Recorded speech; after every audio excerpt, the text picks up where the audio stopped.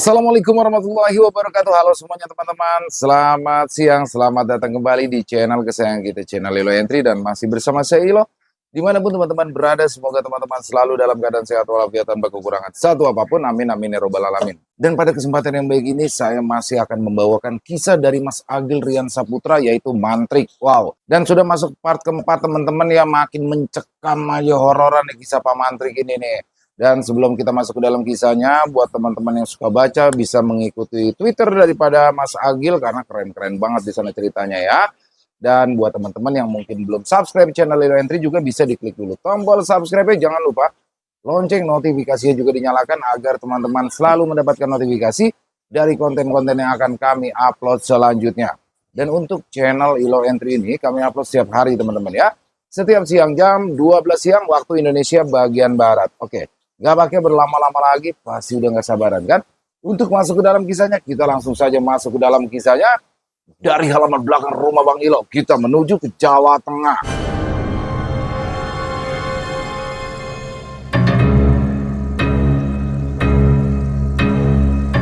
Misteri di rumah Markus Seto Sumantri.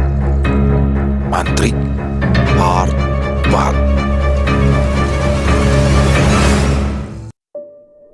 Rudi dan bapak pemilik warung langsung berlari tunggang langgang menuju kedai, dan sesampai di sana mereka pun langsung duduk dengan nafas yang masih terengah-engah.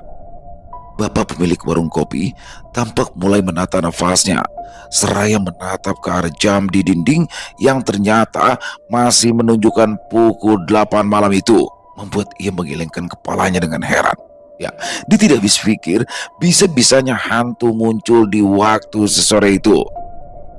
Sementara Rudi mulai berujar sambil berkaca-kaca. Kala itu ia tentu kebingungan memikirkan bagaimana caranya nanti ia akan pulang ke rumahnya. Duh, gimana saya bisa pulang ini? Keluhnya. Bapak pemilik warung yang sebenarnya juga sama takutnya seperti Rudi pun tak bisa berkata banyak selain menyuruh Rudi untuk menunggu orang-orang yang menurutnya sebentar lagi akan mulai datang ke warung kopinya. Kegaduhan kecil di meja pelanggan itu terdengar oleh istri si pemilik warung yang kini tampak keluar dan segera bertanya gerangan apa yang telah terjadi. Meskipun cukup kusut untuk diceritakan, akhirnya si pemilik warung kopilah yang mencoba untuk menjelaskan pada istrinya. Dari awal dengan sesingkat mungkin. Nah, sudah kuduga sejak tadi. Si Wahyu itu nangis saat melihat masnya ini, kata istri pemilik warung pada suaminya yang tentu juga menunjukkan ucapannya itu kepada Rudi. Sebenarnya jenengan itu baru dari mana, Thomas? Tanya bapak pemilik warung kepada Rudi di tengah-tengah suasana yang masih tegang itu. Saya dari rumah orang tua saya, Pak, jawab Rudi dengan agak terbata, yang mana setelah itu di antara rasa cemasnya Rudi juga mengaku bahwa akhir-akhir ini ia memang sering mengalami hal-hal yang di luar nalar. Sebenarnya, Rudi saat itu sudah tak tahan ingin meluapkan tentang anehnya kehidupan dirinya akhir-akhir ini. Namun, belum sempat ia menceritakannya lebih jauh, obrolan antara dia dan si pemilik warung itu pun terhenti oleh para pelanggan kedai yang mulai berdatangan.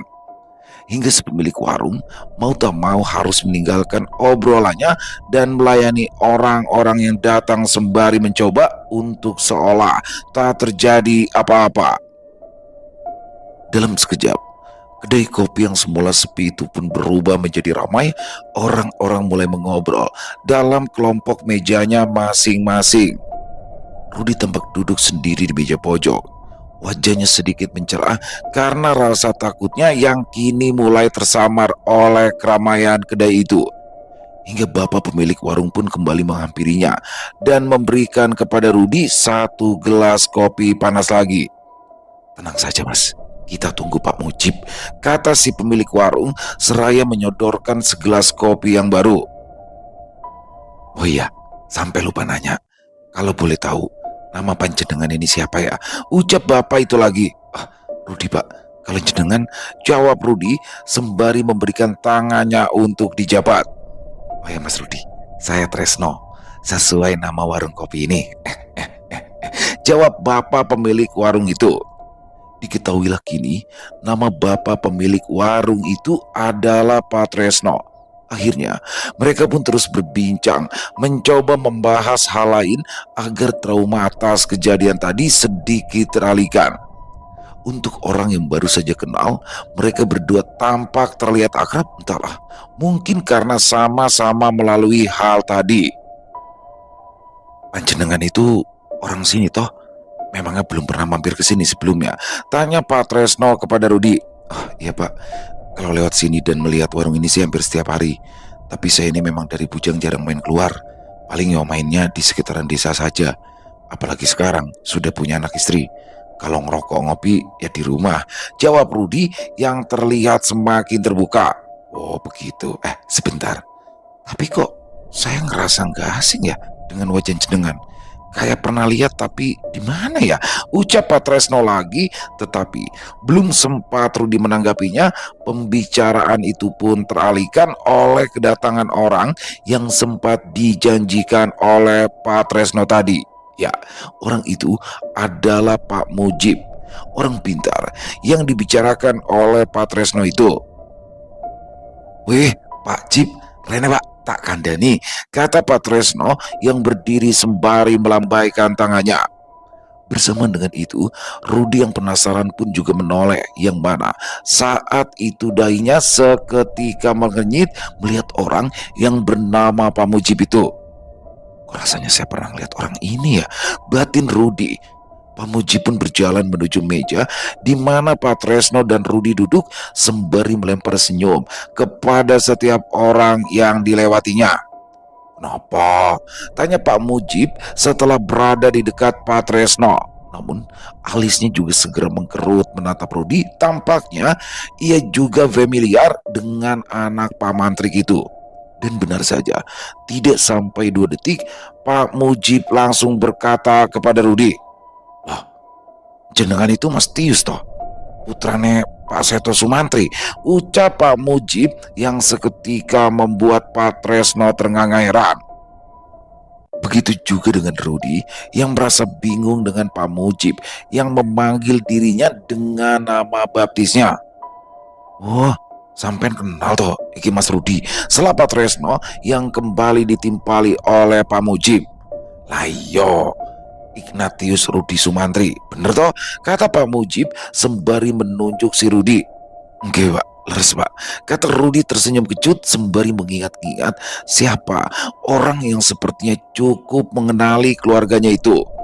Yang mana sembari duduk dengan antusias, Pak Mujib pun mengingatkan kepada Rudi bahwa mereka sempat bertemu beberapa pekan lalu, tepatnya saat dirinya melayat di rumah Pak Mantri. "Loh saya kan juga takziah ke sana Thomas, pas Bu Berta ndak ada," kata Pak Mujib yang akhirnya membuat Rudi menjadi ingat bahwa mereka memang pernah bertemu di rumah. "Oh iya Pak, saya ingat sekarang," kata Rudi yang akhirnya menemukan jawaban kenapa ia merasa familiar dengan wajah Pak Mujib. Sementara Pak Tresno membuatkan kopi untuk Pak Mujib, pembicaraan antara Rudi dan Pak Mujib itu pun terus berlanjut, yang mana malah memunculkan sedikit fakta yang benar-benar tidak disangka, yaitu perihal Pak Mujib yang ternyata adalah teman baik Pak Mantrik saat mereka sama-sama bekerja di jawatan kereta api dahulu. Sampai akhirnya mereka pun berpisah karena jalur kereta api di seluruh kota ditutup sekitar 15 tahun yang lalu, 1970-an, dan disitulah mereka beralih di pekerjaan yang berbeda. Pak Mantrik pindah ke Departemen Penerangan hingga pensiun, sementara Pak Mujib menjadi pustakawan di Perpusda atau Perpustakaan Daerah dan juga pensiun di situ. Jadi tidak aneh bila Pak Mujib ini cukup mengenal keluarga Pak Mantrik karena mereka memang sudah berkawan dari sejak sama-sama masih bujangan. Hingga obrolan pun terjeda oleh Pak Tresno yang kembali ke meja membawakan kopi bakal Pak Mujib. Bersama dengan itu, Rudi terlihat melirik ke arah Pak Tresno yang seketika langsung paham apa maksud dari itu. Mau ngomong penting apa? Sambar Pak Mujib yang justru malah lebih dulu bertanya. Hingga di sini Pak Tresno pun mulai menjelaskan dari awal tentang apa yang tadi sempat dia dan Rudi alami dari sosok di dalam mobil yang dilihat oleh Pak Tresno, bau bangkai yang tiba-tiba tercium, dan wujud aneh yang duduk di atas mobil setelah di kendaraan Rudi itu dipindahkan. Saat itu Rudi juga menambahkan bahwa sebelum dia memutuskan untuk mampir di kedai Pak Tresno ini, dia juga sempat melihat sosok lelembut di rumah yang mengejawantakan diri menyerupai ayahnya atau Pak Mandrik. Sama satu lagi, Bapak itu sekarang jadi aneh. Sejak ibu meninggal, tukas Rudi yang saat itu juga mengaku kepada Pak Mujib perihal hal aneh yang terjadi kepadanya akhir-akhir ini. Pak Mujib mengangguk-anggukkan kepalanya dengan dahinya yang terlihat mengernyit. Ia sepertinya tampak menyimak dengan seksama semua penjelasan dari Pak Tresno dan si Rudi itu. Sampai akhirnya, setelah semua dirasa cukup jelas, Pak Mujib pun kini berkata kepada Rudi dengan sedikit pulang. Sampean pulang nanti agak malam ndak apa-apa? Tanya Pak Mujib kepada Rudi. Oke, ndak apa-apa, jawab Rudi dengan sedikit meragu. Tapi mau bagaimana lagi, ia juga tidak memiliki keberanian jika harus pulang saat ini. Ya sudah, kalau begitu tunggu warung sepi dulu ya, ucap Pak Mujib lagi sembari menyesap kopi dan menghisap batang rokoknya. Perbincangan antara ketiganya pun terus berlanjut mengalir dengan sewajarnya dan sesekali tampak dijejal oleh tawa-tawa tipis dari mereka. Hingga tak terasa, waktu pun berlalu seiring orang-orang di kedai yang mulai berkurang satu persatu. Singkat cerita, warung itu pun benar-benar bisa dinyatakan sepi sekitar pukul 1 dini hari, menyisakan Pak Tresno, Rudi, dan Pak Mujib yang mulai terlihat kehabisan topik pembicaraan. Sekarang Pak Cip, tanya Pak Tresno beberapa saat setelah menerima uang dari satu pelanggan terakhir yang pergi meninggalkan kedainya. Yo ayo, tanggap Pak Mujib atas ajakan itu. Pak Mujib tidak memberi banyak penjelasan tentang apa yang akan mereka lakukan saat itu. Dia hanya bangkit dan mengajak Rudi serta Pak Tresno untuk keluar menuju di mana tempat mobil Rudi diparkirkan. Ayo, saya mau lihat mobilnya, ajak Pak Mujib seraya berjalan keluar dari warung Pak Tresno itu. Sampailah mereka bertiga di tempat mobil Rudi terparkir. Pak Mujib kini mulai berjalan mengelilingi mobil itu sembari mengusap beberapa sisinya dengan telapak tangannya.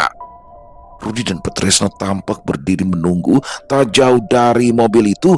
Tubuh mereka terlihat saling menempel erat, seakan masih tersisa bayang-bayang penampakan di atas mobil tadi yang sepertinya masih membuat mereka berdua merasa agak takut.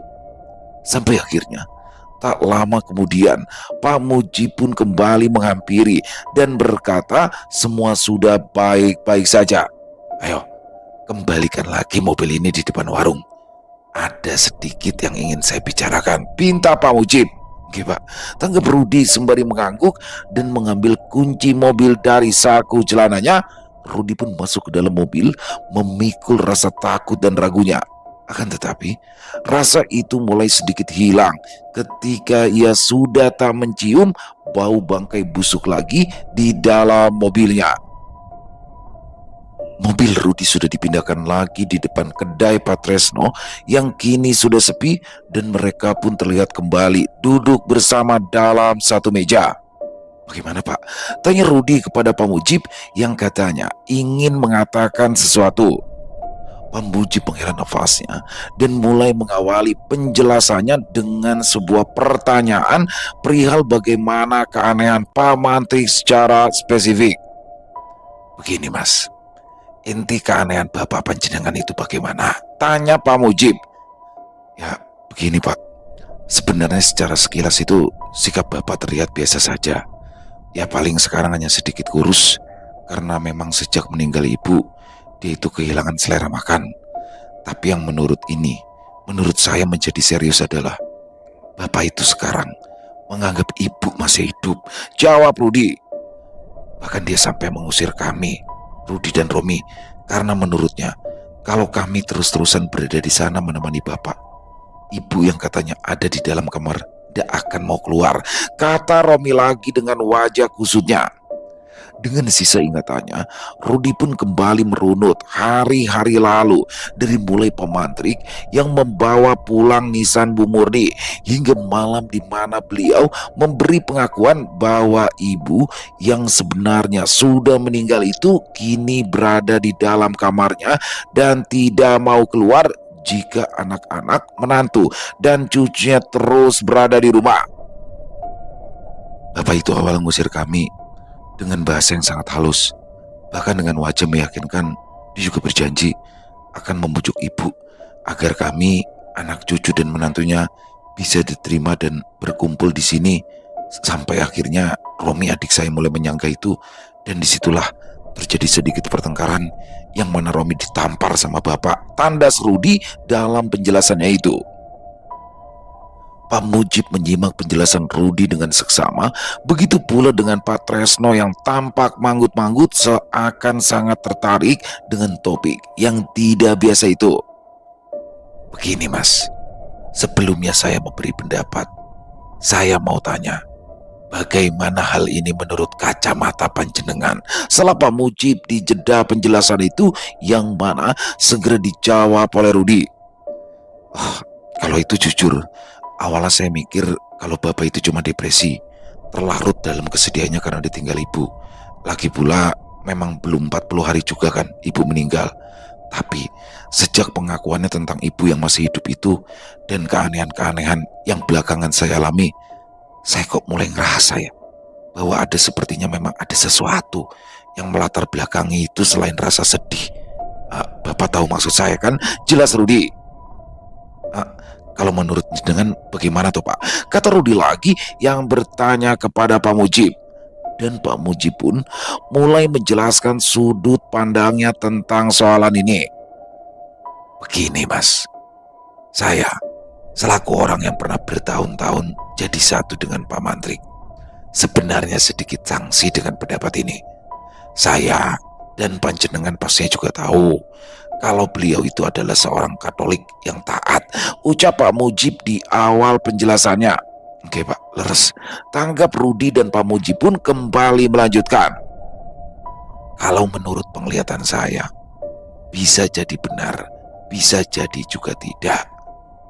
Apa yang tadi ikut numpang di mobil panjenengan itu sepertinya adalah jenis jin atau lelembut yang memang disengaja dipanggil dan dipelihara.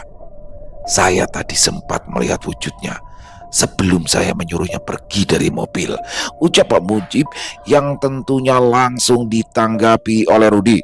Waduh, tapi apa mungkin ya Bapak dengan secara sengaja memelihara itu, kata Rudi yang sebenarnya sedikit tidak terima dengan pendapat itu.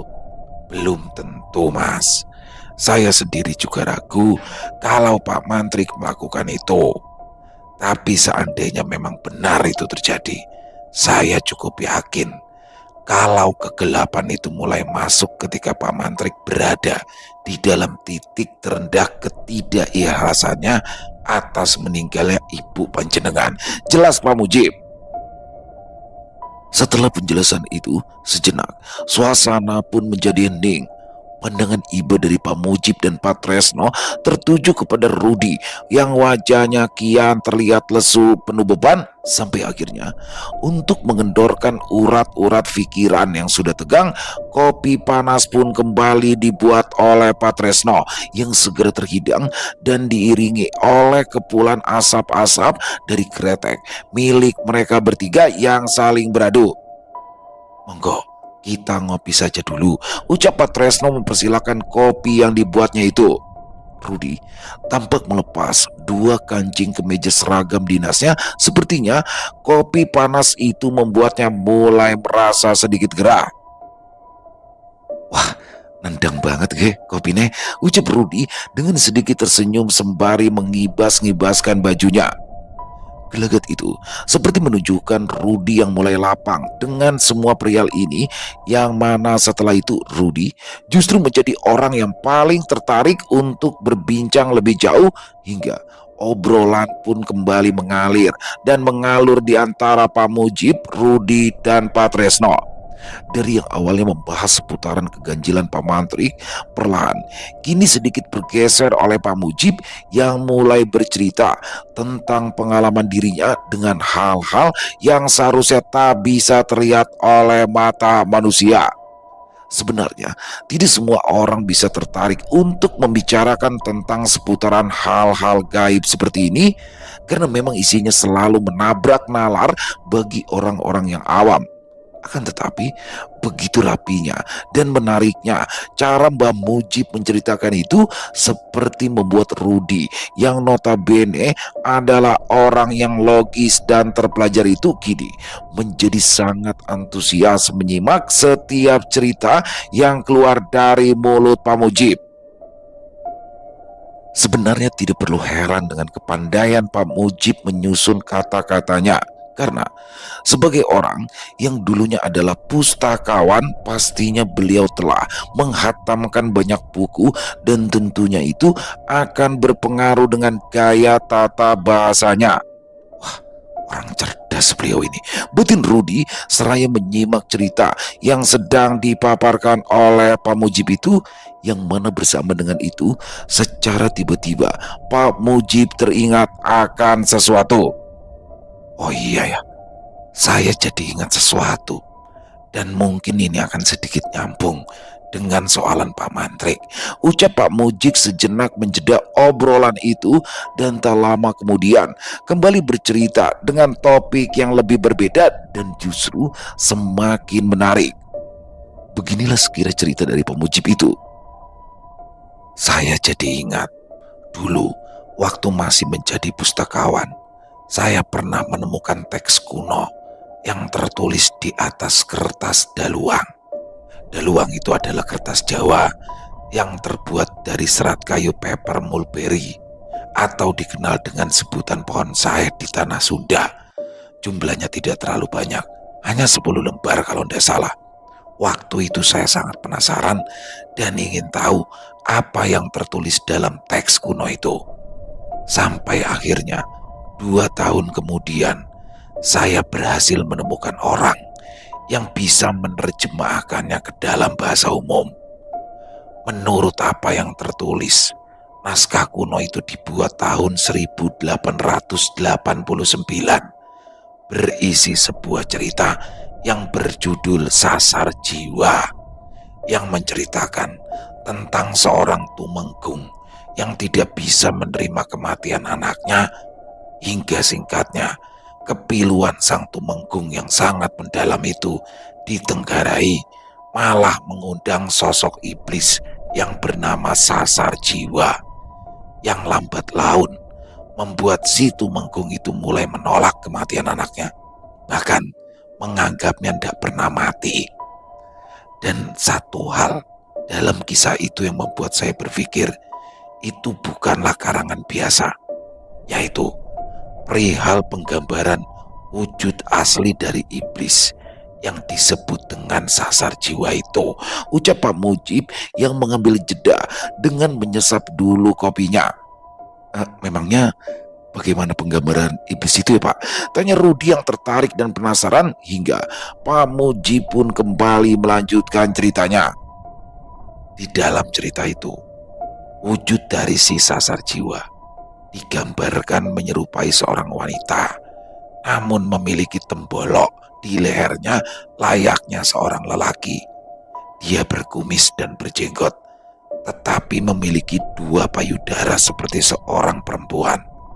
Begitu juga dengan suaranya, yang mana jika kita mendengarnya, kita akan kesulitan menebak apakah suara itu mirip suara pria atau wanita. Suaranya terlalu tegas jika dikatakan sebagai wanita, tapi terlalu lembut jika dikira suara itu adalah suara dari seorang pria, kata Pak Mujib yang kembali sejenak mengambil jeda dan tak lama kemudian segera melanjutkannya. Yang paling menarik dari cerita itu adalah penggambaran wujud dari iblis si sasar jiwa itu, yang mana wujud itu sama dengan apa yang selalu saya lihat di beberapa orang yang jiwanya, mohon maaf, disesatkan seperti Pak Mantrik. Dan tadi saya sempat melihat wujud itu lagi di mobil panjenengan, Mas. Tugas Pak Mujib seraya menatap Rudi. Kalau dengan kekurangan yang saya miliki ini, saya melihat hal yang sama seperti penggambaran dalam cerita itu. Bisa dikatakan teks kuno yang menceritakan seorang tumenggung dan iblis sasar jiwa itu memang pernah berlaku di masa lalu. Dan satu yang bisa saya tandaskan adalah saya sudah melihat perwujudan seperti sasar jiwa jauh sebelum saya menemukan tulisan lawas itu. Jadi tidak ada alasan bagi saya untuk beranggapan bahwa saya tersugesti setelah membaca cerita itu. Tandas Pak Mujib lagi. Terus akhirnya bagaimana itu? Tanggap Rudi. Ya Mbak, gimana Pak Tumenggung itu akhirnya? Tambah Pak Tresno dan sudah terlanjur tertarik dengan cerita Pak Mujib. Selamat bisa ucul terlepas akhirnya, kata Pak Mujib sembari mengutip satu kalimat yang konon ia dapatkan di dalam cerita sasar jiwa itu. Tidak ada pandita yang bisa meleburkan atau memusnahkan iblis itu kecuali kasih sayang dari orang-orang terdekat dan pribadi dirinya sendiri. Dalam cerita itu, intinya sudah banyak orang alim yang berilmu seperti tabib, pendeta, ataupun kiai yang membantu Tumenggung untuk terlepas. Tapi pada akhirnya, obat yang paling bekerja adalah kasih sayang dari orang-orang terdekat yang secara sabar, berikhtiar, dan tidak menjauhi si Tumenggung, kata Pak Mujib mencoba meringkas kesimpulan dari cerita itu.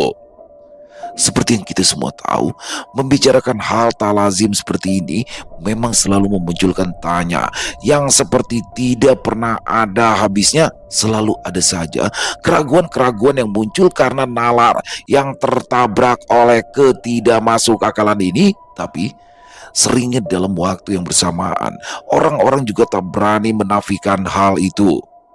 Cerita Pak Mujib malam itu seperti merubah cara pandang Rudi. Meski jujur, setengahnya ia juga merasa tidak rela jika ayahnya dikatakan memelihara iblis itu. Tapi rasanya memikirkan jalan keluar adalah hal terbaik dan lebih perlu untuk ditanamkan di benaknya saat itu.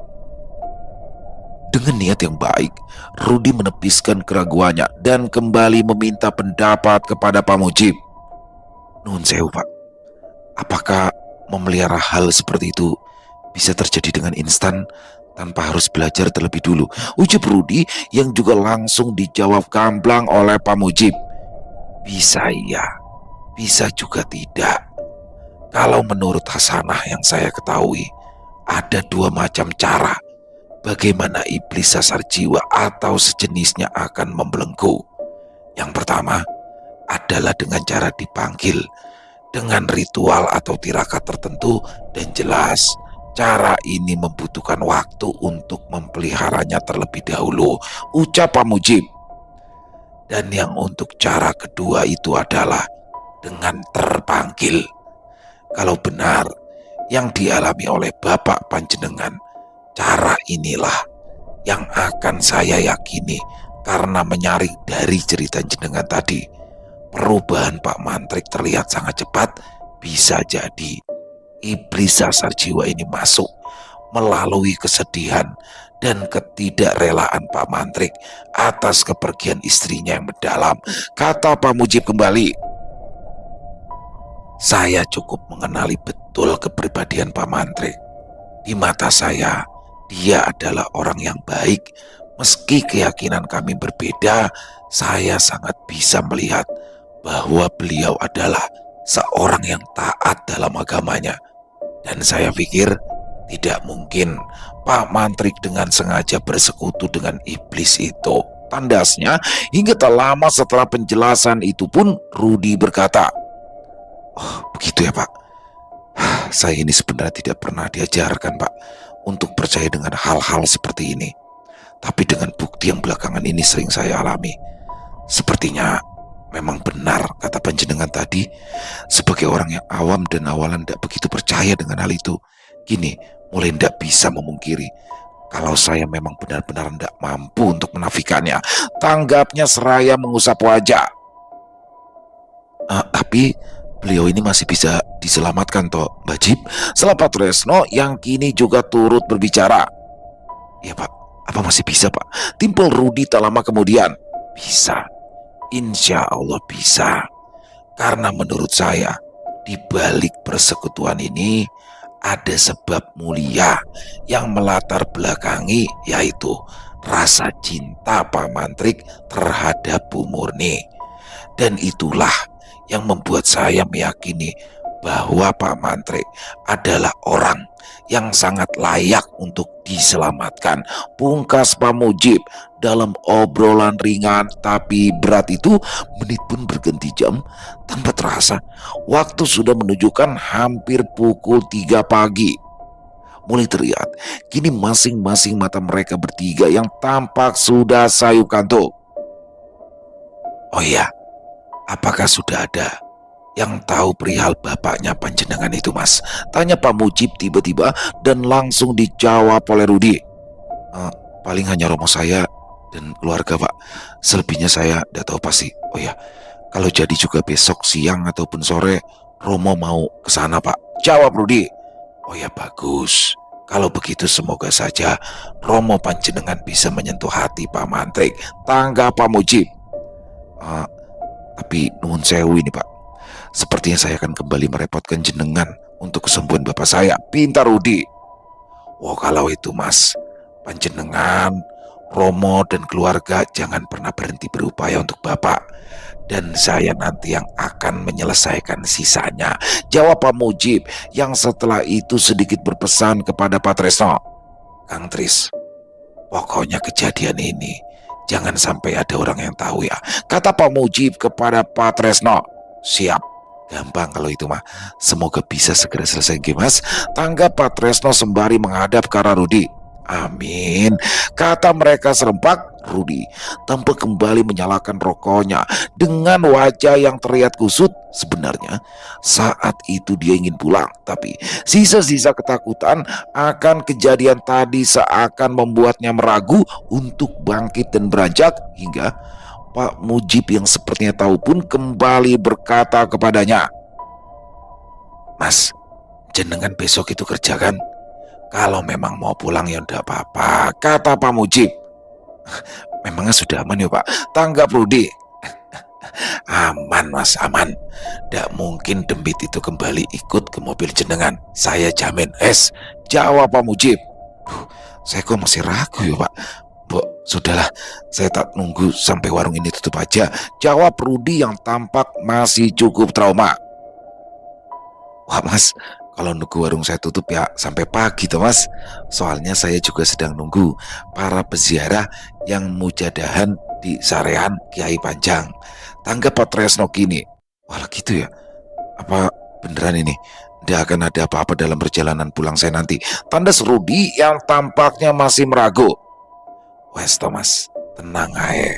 Ojo khawatir, kalau nanti sampai ada kejadian apa-apa, jenengan boleh marahi saya sepuasnya," ucap Pak Mujib dengan sedikit bercanda. "Dalam nama Tuhan Yesus, kalau begitu saya tak pulang, daripada besok nggak bisa kerja juga," ucap Rudi yang bangkit seraya mengeluarkan dompetnya. "Ini Pak, kopi saya sama Pak Mujib habis berapa ya?" ucap Rudi sembari menyodorkan uang pecahan Rp10.000 kepada Pak Tresno.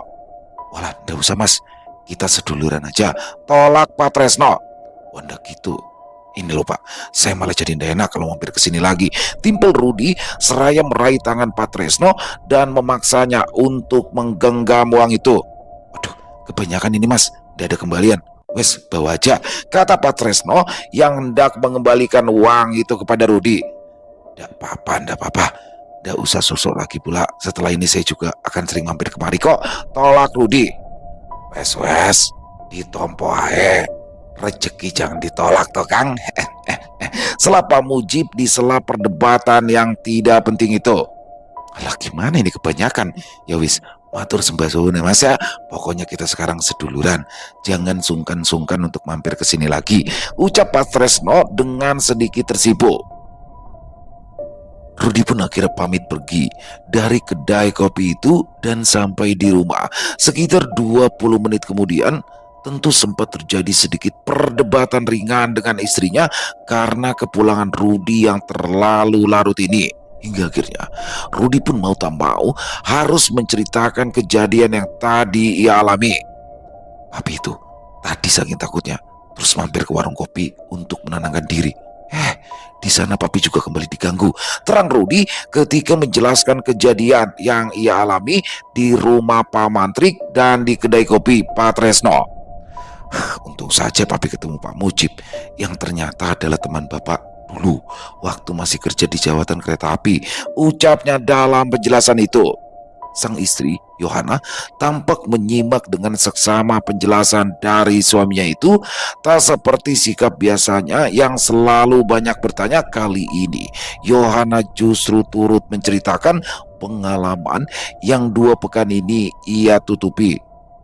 Sebenarnya aku juga ngalamin hal aneh Topi, ucap Yohana yang setelah itu segera bercerita tentang keanehan yang sempat ia alami. Bahkan sedari malam sebelum mertuanya itu dikabarkan meninggal dari wangi parfum lavender yang tiba-tiba tercium dan sosok ibu yang sempat dilihat oleh Dito anaknya.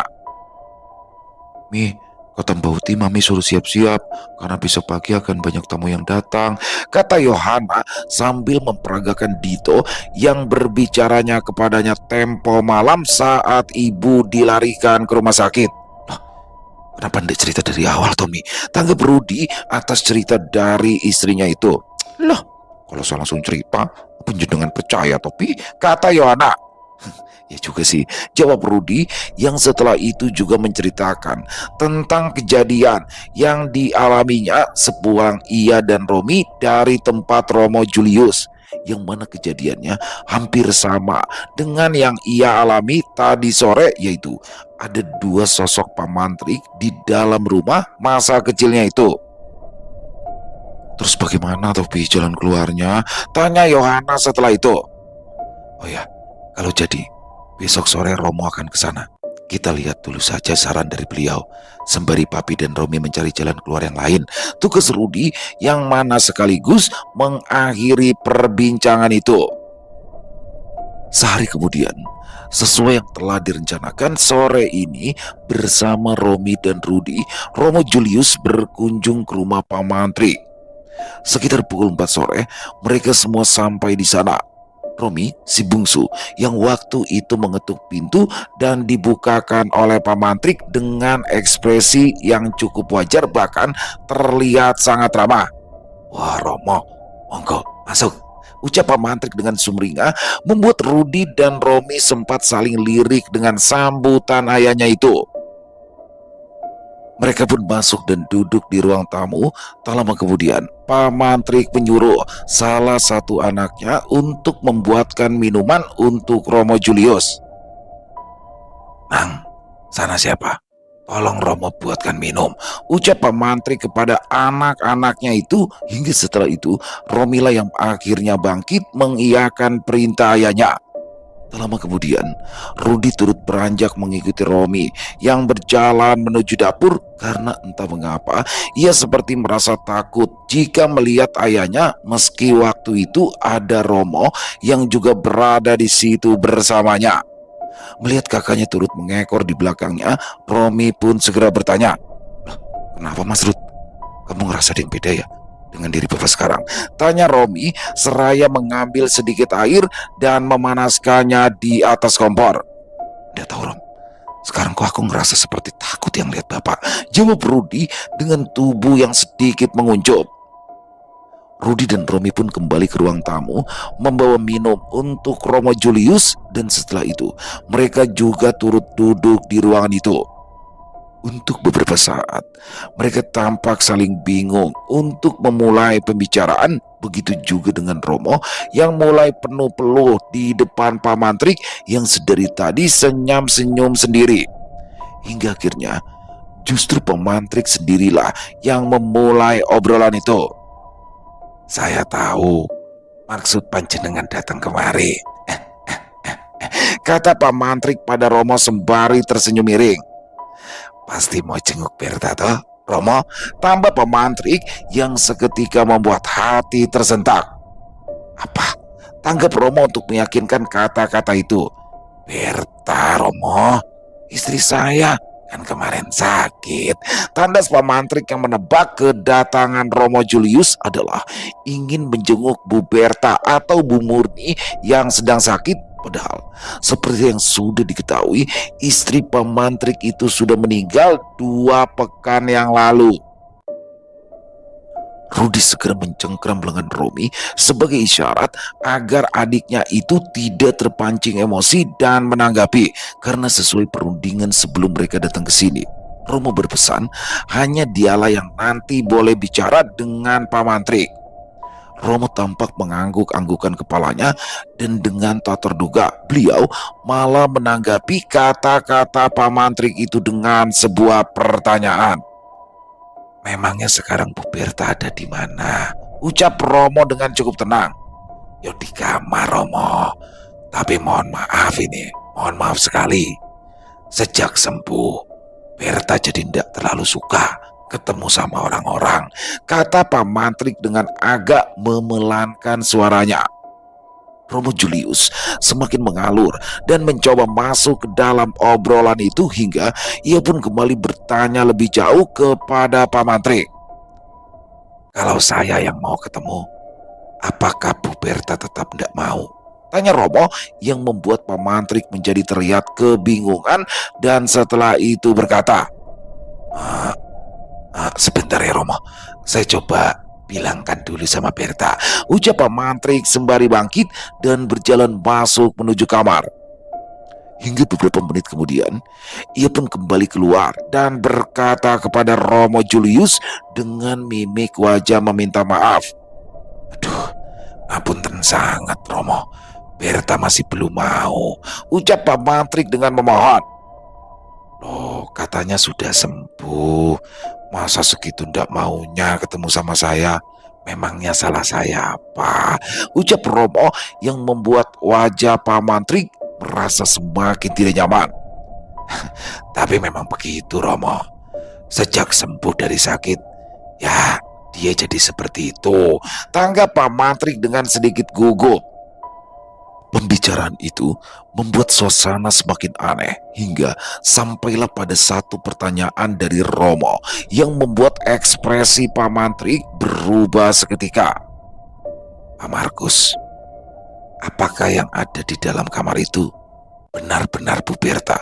Ucap Romo yang langsung membuat Pak Mantrik berdiri dan berkata dengan suara yang sama sekali berbeda. Wes, cukup sandiwarane. Aku ngerti, bocah iki wes dadi duweku. Ucap Pak Mantrik dengan suara yang parau sambil menunjuk-nunjuk dadanya sendiri.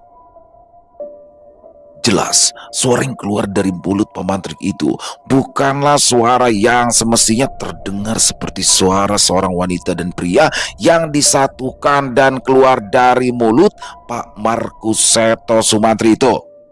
Siapa kamu? Bentak Romo Julius yang juga turut berdiri. Begitu juga dengan Rudi dan Romi yang kini bangkit dan sedikit menjauh mundur. Pak Mantrik menatap tajam ke arah Romo dan sembari tersenyum miring, ia pun berkata, kowe ra perlu ngerti Seperti menungso, sentak Pak Mantri dengan suara yang sangat berbeda. Romo mengeluarkan botol kecil yang konon berisi air suci dari sakunya dan langsung menciprat-cipratkannya ke arah Pak Mantri, yang mana bersama dengan itu Pak Mantri pun seketika menggelincang dan terhuyung jatuh ke lantai. Bawa ke tengah, bawa ke tengah, kata Romo yang menyuruh Rudi dan Romi untuk menggotong Pak Mantri ke ruang tengah. Namun entah mengapa kedua anak Pak Mantrik itu merasa kesulitan untuk mengangkatnya. Rudi dan Romi yang bisa dikatakan berperawakan besar itu sama sekali tidak bisa mengangkat tubuh ayahnya barang sejengkal pun dari lantai. Romo yang juga kini turut membantu pun tetap saja sama sekali tak bisa mengangkat badan Pak Mantrik yang harusnya tak begitu besar itu. Hingga akhirnya setelah daya dan upaya, mereka pun memutuskan untuk menggeret tubuh Pak Mantrik menuju ke ruang tengah, dan itu pun mereka melakukannya dengan susah payah. Tubuh Pak Mantrik pun dibaringkan di atas karpet di depan ruang televisi itu. Romi pun segera mengambil minyak angin untuk memancing kesadaran sang ayah, sementara Romo kini justru tampak berjalan ke arah kamar Pak Mantrik. Beberapa saat kemudian, Romo kembali dan langsung mengajak Romi dan Rudi untuk melihat keadaan kamar Pak Mantri. Ayo, coba kita lihat kamar Bapak, ucap Romo. Rudi dan Romi pun bergegas berjalan mengikuti Romo Julius menuju kamar. Ini sangat tidak beres, kata Romo sembari membuka pintu kamar itu bersamaan dengan bau tak enak yang menguap dari dalam. Apa iki? Ucap Romi seraya menutup hidungnya. Tapi terlepas dari ketidakenakan itu, Rudi dan Romi pun terpaksa masuk bersama Romo Julius yang sebelumnya juga sempat memeriksa kamar itu dan ceklek.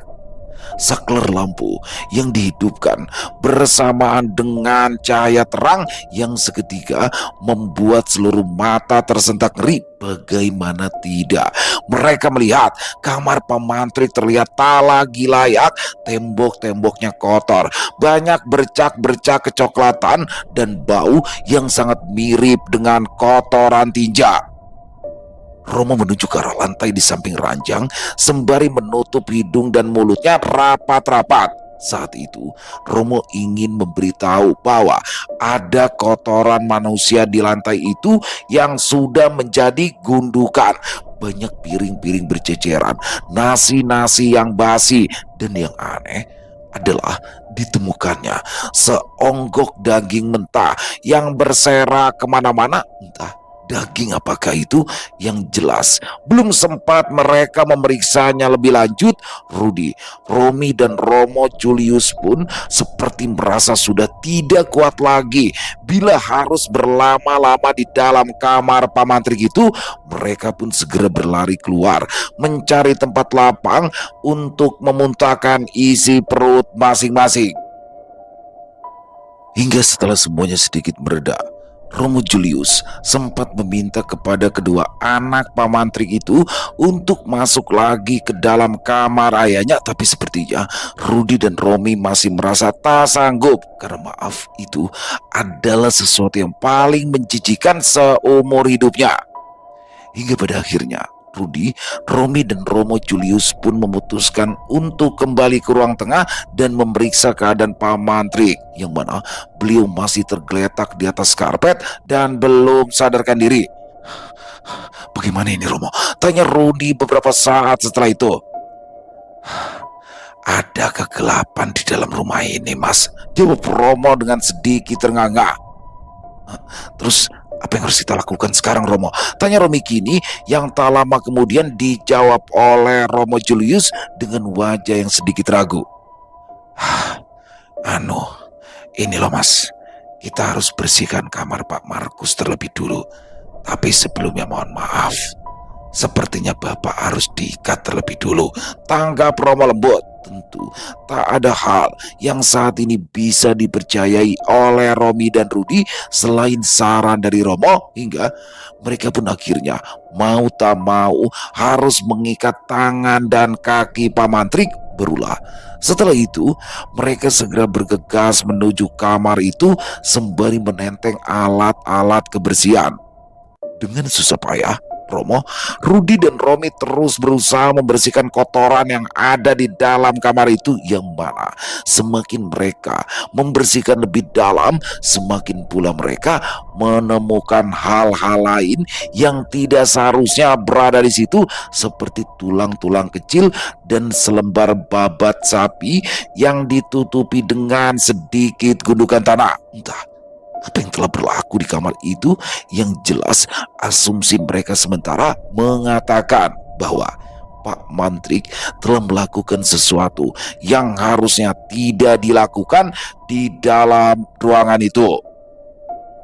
Selesai. Wow, luar biasa. Kisah Mantrik makin mendebarkan, makin menyeramkan aja ya.